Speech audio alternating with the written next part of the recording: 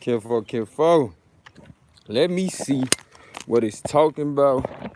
Let me see what they talking about. Pull up a chair. Come over here to the round table. We about to break it all down. So we about to break bread right now. As you can see, bro over here doing his thing in his dojo. We told you we be back. And we back. What's up, bro? See you doing your regiment. Okay. Shit gotta go, you say. Why you trimming it down like that? Productivity. You want to grow tomatoes, not leaves. Tomatoes, not leaves. So if you cut down on how many limbs you got, it forces it to focus in the nutrients. Push the energy into the food production. I ain't never. So is there any particular ones that you cutting? So this one is past due for trimming. Okay. I mean, so what you want to do on tomatoes, you want to cut off the suckers. What would be considered? So, okay, let me see. Like I said, this was overgrown. But okay, you see, as you come up the stalk, you'll have a leaf and a sucker. But then you'll also have a fruit that grows off.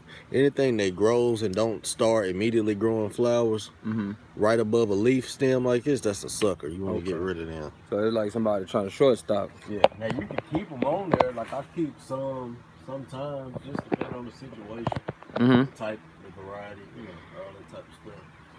But any of these leaves like this too, There's deteriorating. Yeah. Now, when they turn colors like that, what that mean? Does that mean anything in particular? Yeah. Or other than, like you said, it's been on there too long? Like, say, for instance. The leaves? Yeah. So, some of this is downy mildew. Okay. So, because they, especially heirloom tomatoes, like in a greenhouse environment, the humidity is a little bit too much, so they develop downy mildew on the leaves, which is overall, harmful to the plant, right? Because you can't photosynthesize as effectively as it should. But if you got a good soil, the plants are gonna grow faster than, at least for me, in my experience. I don't have a major issue with the downy mildew to where I can't still push through it. It don't take over the plant. But I was wondering, because, sometimes when the leaves turn a certain color, it's like the leaf talking to you. Like, I need X, Y, Z. I need iron or whatever. These aren't turning. These have something on it. Right? So, for example, if you look at this pepper plant, you'll see down here some of these leaves starting to yellow. And I think on this one, it's two parts, right? This pepper plant has been here since winter. Okay, y'all make sure y'all hit the like button when y'all come in. This pepper plant's been in here since winter. This is part of the reason why the peppers are purple. Because it was just a little bit of an experiment. I was like, how well can it survive the winter? Because in the wintertime, I keep it about 45 degrees with the heater. And I was like, I wonder if the pepper plant will survive. So I grew it. I started it right before the season really turned. And it grew. The purple is a sign of a little bit of stress. Okay. Right? So they still turning red. They still producing seeds. Kind of like humans. When we losing oxygen, we turn purple. I'm not going to sell these seeds. Okay. You know what I'm saying? This was just an experiment. Just to see. Test run. Just to see how well a pepper plant. Just for my own personal. You know what I'm saying? Yeah, that's. To see how well a pepper plant does. In this environment. In the winter. Okay. But you can see it's still produced. They probably still good viable seeds, but they may not be as true to type just because of all the shit they've been through. Right. So, less stress. Less stress. Yeah. I'm gonna save them. I'm still gonna save them. There go that good bag right there. Yeah, I'm gonna save them, and I'm gonna label them appropriately, and then just see like over the next few sowings, I'm gonna sow one, reap seed from it, sow it again, and see if I get a specific type Right. coming back. And then I can say it's stable, and then I can sell it whatever I want to call it. Now, do you prefer using your prune shears versus, like, you know, some people go in with their hand and kind of pick it right, well, pinch it like right there. If they small little suckers, you can do that. Mm-hmm. You got like right. That's all. Especially anything that's real skinny, like right. pepper plant. You don't want to do. You gonna mess around, yeah. Compromise the plant. That's the last thing you want to do is compromise the plant. Got some good old sage right there. That thing looks so pretty. I gotta cut it back. It's not all that friendly out here. And I've probably, you know, been using a lot of my data. But what was you saying about what you was gonna put on Etsy?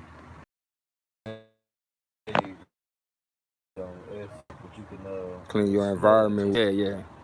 I'm gonna make a few of them, dry it out, and just. Shoot, I definitely gonna get me some. I'm definitely gonna get me some. Mm-hmm. So if I was to take it with me, how would it, you know, what would you say be the best way to dry it out? And how long does that take?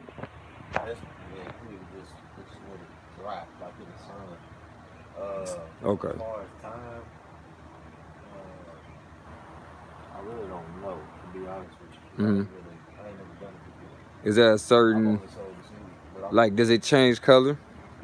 No, not too much. I mean, it'll get a little more gray. I know they lose their color, look like a green a little bit, but they don't like, turn to something completely different. But I've never made a smudge before, so I don't know how long it takes for it to really dry out. I'm gonna learn. I'm gonna find out. It ain't, it probably ain't much to it. Right. I'm gonna Google this shit. I got plenty of it.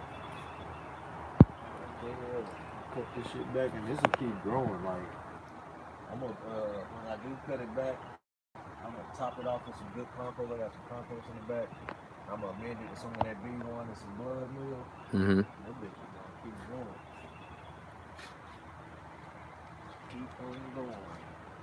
I got some mycorrhizas and fungus that fungus that I put in there.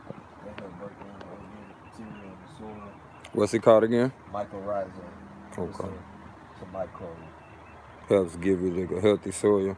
Yeah, it breaks down the stuff in the soil, the organic shit, to make it bioavailable for the plant. It's kind of like what we was talking about with juicing. Breaking that shit down and getting it ready. Process. Go straight to the soil where it need to go. I got plenty of beefsteak tomatoes out of this one. They're still trying to give me some tomatoes. Right, that motherfucker fat right there. How spibbly it is. It's thinner here than it is here. It ain't gonna hold the weight. You like, nah, I'm gonna let you go on and chill for the season. Yeah, plant another variety in here. I'm pretty good on this one. And when you cut closer to the stalk as you can, right? Yeah. But that's crazy how that much is so fat right there on the stalk. Let you know that nutrients flowing through that thing.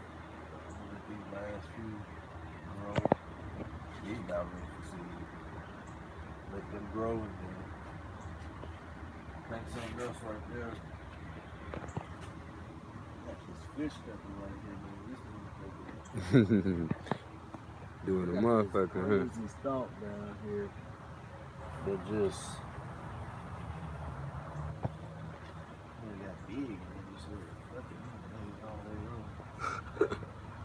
Said he's gonna make his own little way.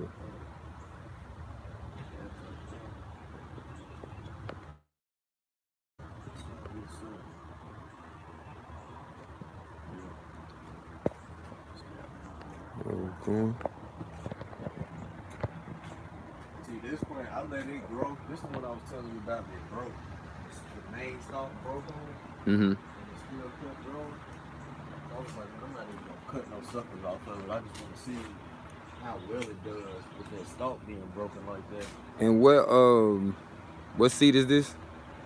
This is called a Principe Geese. I think that's how you pronounce it. I think I see why they call it that. Said Prince of P.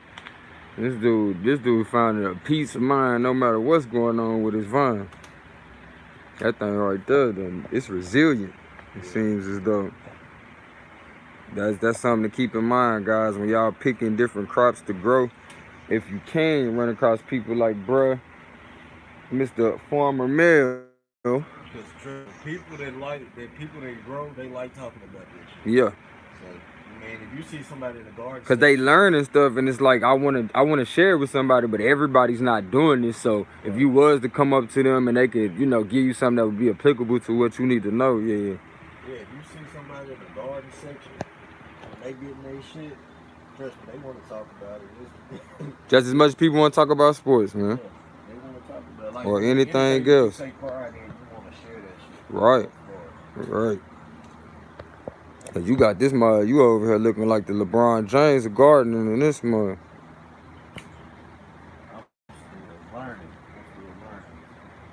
But that be the beauty of growth though, cause you enjoying that mean you enjoying the journey. When you say I'm still learning, that mean I'm enjoying the journey. You know what I'm saying? Cause we can still see the joy that you have dealing with your plants. And me myself dealing with my plants, I don't even know, bro. If I was coming here and this was, you know what I'm saying? My greenhouse, I come in this mud, bro. I might be shedding a tear every morning like the rain. You hear me? Shoot. Cause I know for sure. If nothing else, I got some food. You know what I'm saying? Anybody call my line, I can't do whatever you need, but I damn sure can make sure you got some little food in your stomach. Show you how pollinate my tomatoes. Oh yeah, definitely want to check that out. Let me get on this side. Let me get around. Oh, you doing another one? Okay. So then I can come on this side like that. You can see. I think I pollinated these already. Okay. So tomatoes the flower don't open like most flowers do. Mm-hmm. So, but for its demonstration purposes, we can bring it down here. Yeah. Since I broke it. But I take a spin brush. Sometimes it get kind of gummed up, but I just take this here and do like that. You see all the little pollen flying off of there? Mm-hmm. It's kind of done. But I take a spin brush and do like this. You gonna set 99% of your tomatoes if you do something like this. It's a vibration.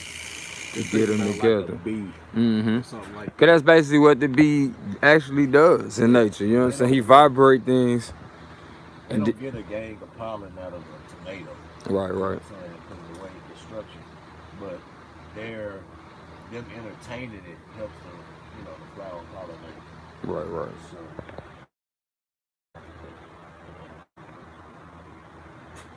that's how I do it. Make sure my shit pollinate. I just come in here. I pick a day that I'm doing tomatoes. I just come in here and pollinate everything. Put it out. Now when you got stuff like cucumbers, you got cucumbers, you gotta, like in a greenhouse environment, you don't have bees and shit, readily available, so you gotta do them yourself. So you take your male flower, but you'll know that because it don't have a cucumber attached to it. Okay. Peel the little petals back. Something like that. You find you a female. Hey. We got even going on.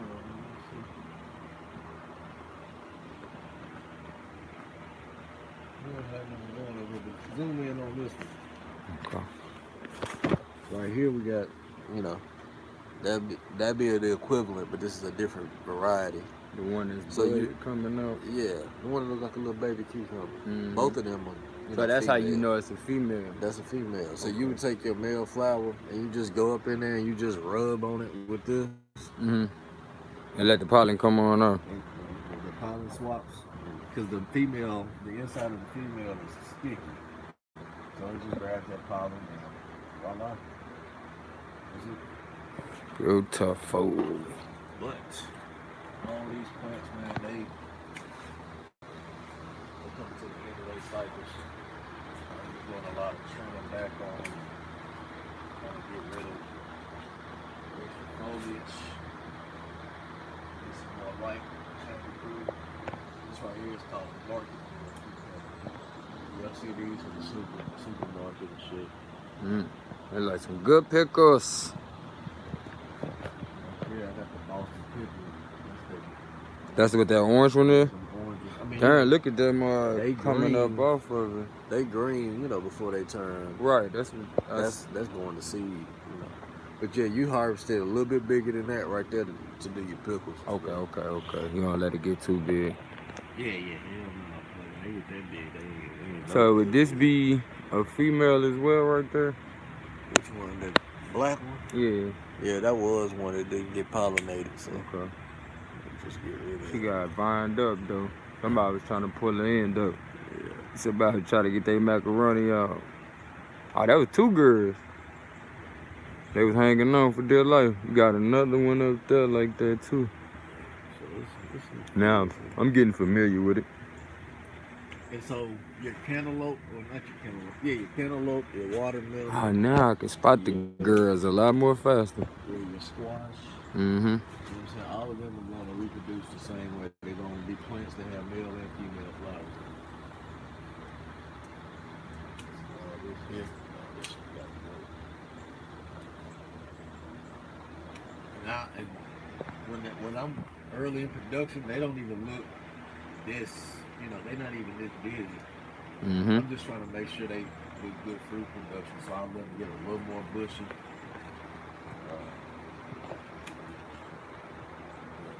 Normally, you know, you want to prune your cucumbers the same. If you're growing them vertical, you want to prune your cucumbers the same way you do tomatoes. They have suckers, so you'll have a leaf, you'll have fruit, and you'll have a sucker. Cut leaf, fruit, sucker. It's kind of not always in that exact order. Right. And there you have it, guy. That's how you do your pruning. And there's a few more jewels for you gardeners or you future gardeners. Different things to start out with.